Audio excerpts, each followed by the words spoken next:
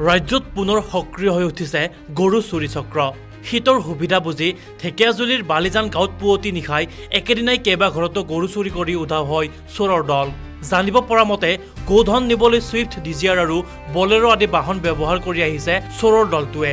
তথ্য অনুসৰি যোৱা বছৰত একে সময়তে 15 দিনৰ মূৰে মূৰে বালিজানৰ নিবাসী প্ৰতাপ সিঙৰ ঘৰত গোধন চোৰ কৰিছিল যদিও পুনৰ আজি পুৱতি নিশা একে গৃহস্থৰ ঘৰতে চুৰি কাৰ্য সংঘটিত হয়। গোহালি ঘৰত ৩-৪টাকৈ তলা লগাই থোৱা পিছতো চোৰে শিকলি চিঙি এজনী ক্ষীৰতী গাই চোৰ কৰে। উক্ত সময়ত ওচৰ চুবুৰীয়া এজন যুৱকে দেখি বাধা দিবলৈ চেষ্টা কৰোঁতে যুৱকজনলৈ দা দেখুৱাই চচা লৈ আহে চোৰৰ দলটোৱে।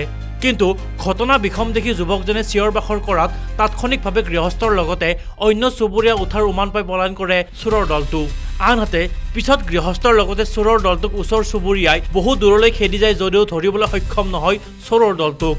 ইয়াৰ পিছত শিঙৰি আৰক্ষী চকীত দুৰ্ভগীয়া পৰিয়ালটোৱে এজাহাৰ দাখিল কৰি প্ৰশাসনৰ সহায় বিচাৰিছে।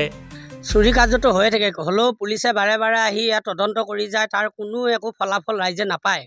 গতিকে এইবাৰ কটকটীয়া হিচাপে পুলিচ প্ৰশাসনে ইয়াৰ তদন্ত কৰি গোটেই চোৰবোৰক ধৰি যাতে কটকটীয়াকৈ ইয়াক পিটনা দি আৰু নেক্সট টাইম যাতে ইয়াৰ চুৰ নহয়, পুলিচে সেইখিনি কৰিলে যদি ভালকৈ পুলিচে চোৰক ধৰি ভালকৈ পিটনা দিয়ে, নেক্সট টাইম কেতিয়াও চুৰ নহয়।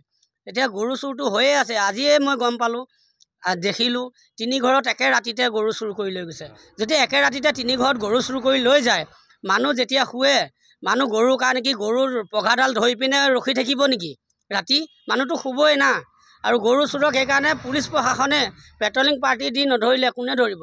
সেইকাৰণে পুলিচ প্ৰশাসনলৈ এইটোৱে নিৰ্দেশ যাতে তেখেতলোকে পুলিচ পেট্ৰলিং ভালকৈ কৰি সকলো ৰাইজক আশ্বাস দি আৰু পুলিচ চোৰক ধৰি পিনে কঠোৰ শাস্তি দিয়ে যেন। ঢেকিয়াজুলিৰ পৰা Pankaj Kumar Nath, news desk report.